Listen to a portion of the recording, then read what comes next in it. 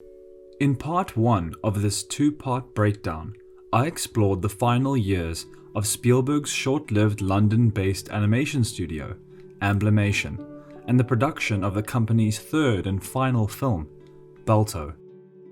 If you haven't seen that film already, I recommend watching it before you continue with this one.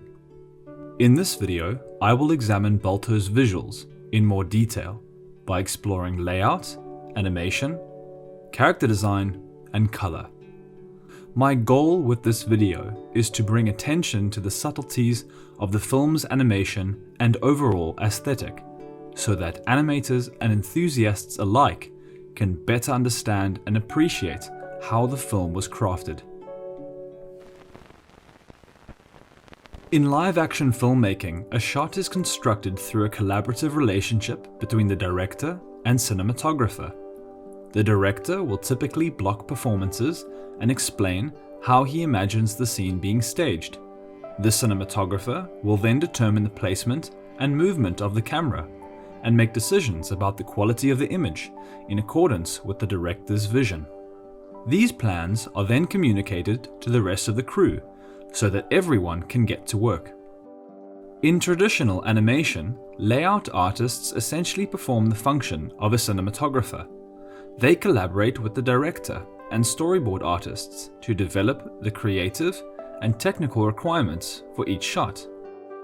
While animators work exclusively with animation and background artists exclusively with backgrounds, layout artists have to understand virtually every aspect of production, since their job is to determine how they will interact throughout the film.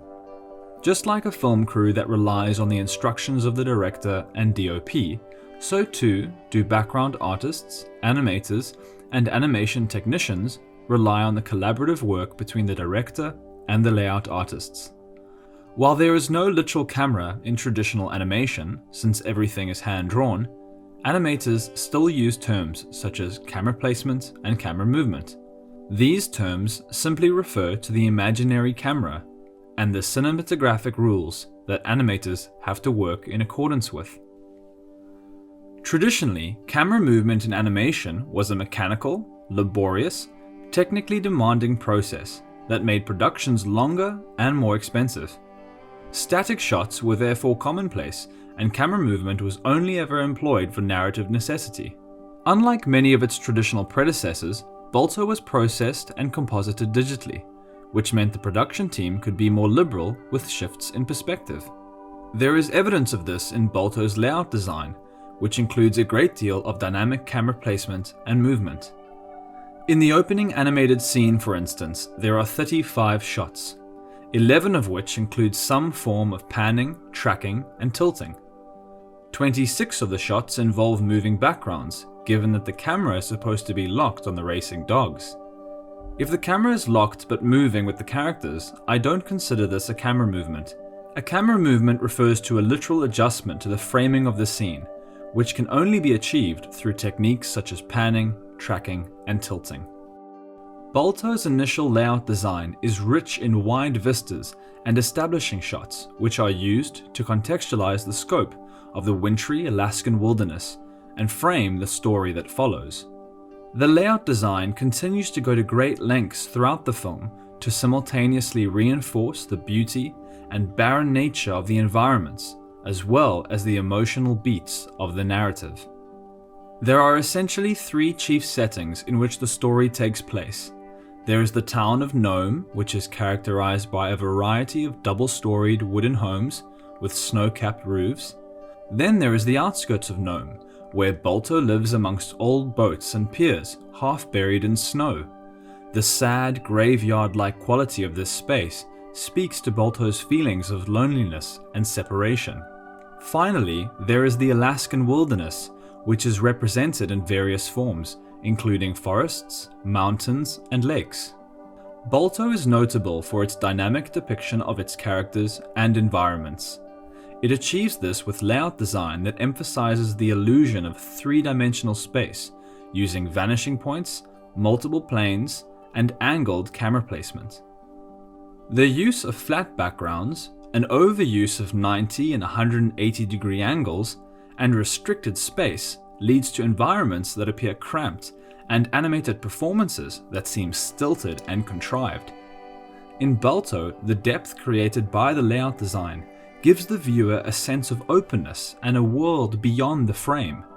It also performed an important function by allowing Balto's animators to craft performances that feel spontaneous and believable. Poor layout design brings attention to the divide between animation and background art. In Balto, the sophisticated layout design results in visual harmony that allows us to focus on the story. It's therefore worth revisiting Balto just to appreciate the layout design alone. You will be hard-pressed to find a flat, dull shot amongst its many beautifully crafted scenes. The animation in Balto is hand-drawn and includes a combination of realistic and exaggerated performances. Given that the primary characters are animals, their performances are more expressive and elaborate than the muted performances of the human characters.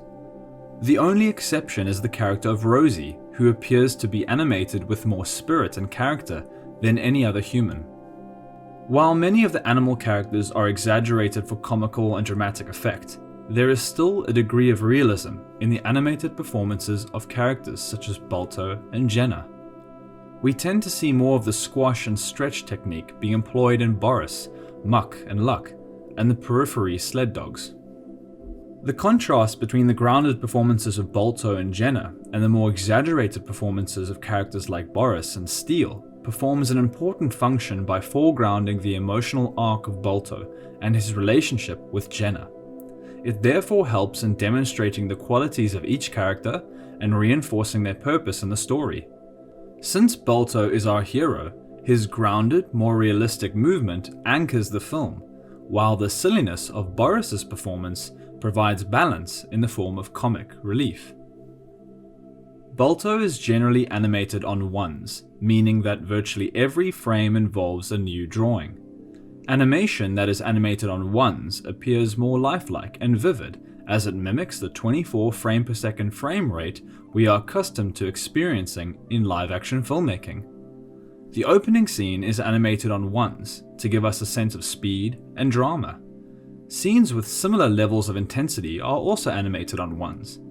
However, there are many scenes involving slower movement which are animated on twos.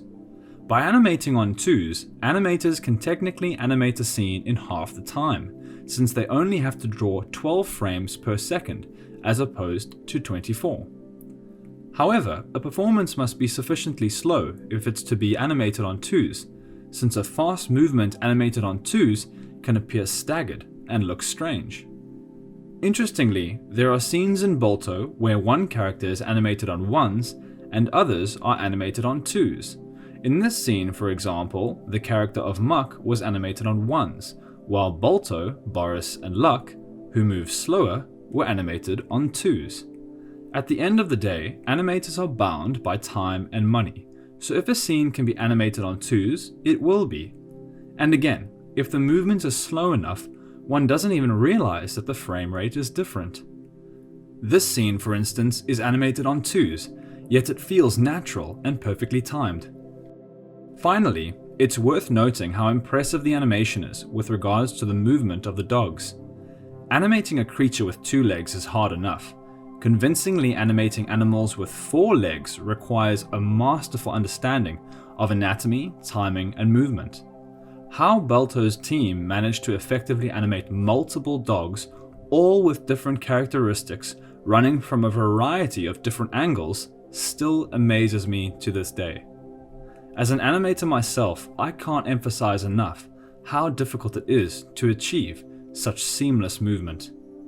Like good cinematography, good animation doesn't bring attention to itself, since its purpose is to direct your attention to the story. I therefore feel that Balto's animation is excellent, since we are seldom, if ever, aware of its construction. The characters in Balto are designed using a mix of realistic and exaggerated elements. What I've noticed is that the more grounded and realistic a character's design is, the higher up they appear to be on the hierarchy of narrative relevance. That's why Balto's design is perhaps the least exaggerated of the animal characters, while others, such as those in Steele's gang, have goofy proportions and exaggerated features. Character design doesn't just give a sense of a character's personality, it helps us understand the various roles of the characters. For example, Balto's smile, friendly eyes, and regular proportions indicate that he's the good guy. Boris's large nose and the bags under his eyes tell us he's an old, wise mentor who has seen some rough times.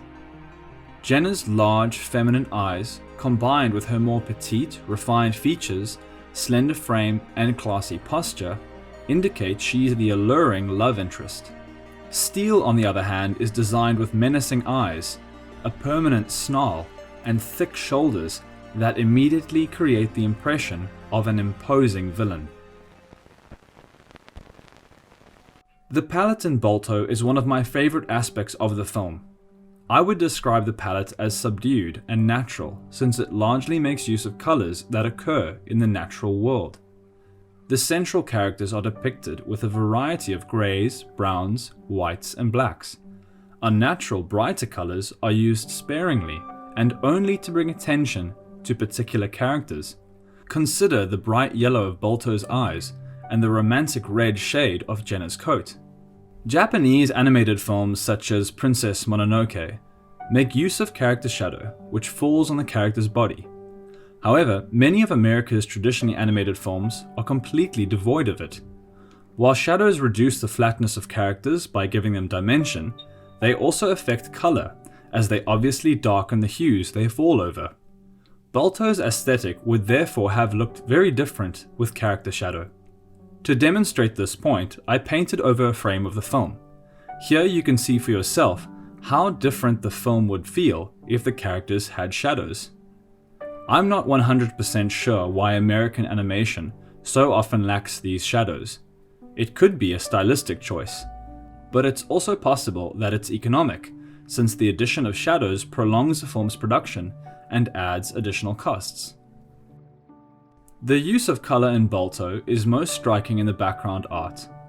Since the environments are dominated by snow, the palette includes a great variety of cold blues and purples.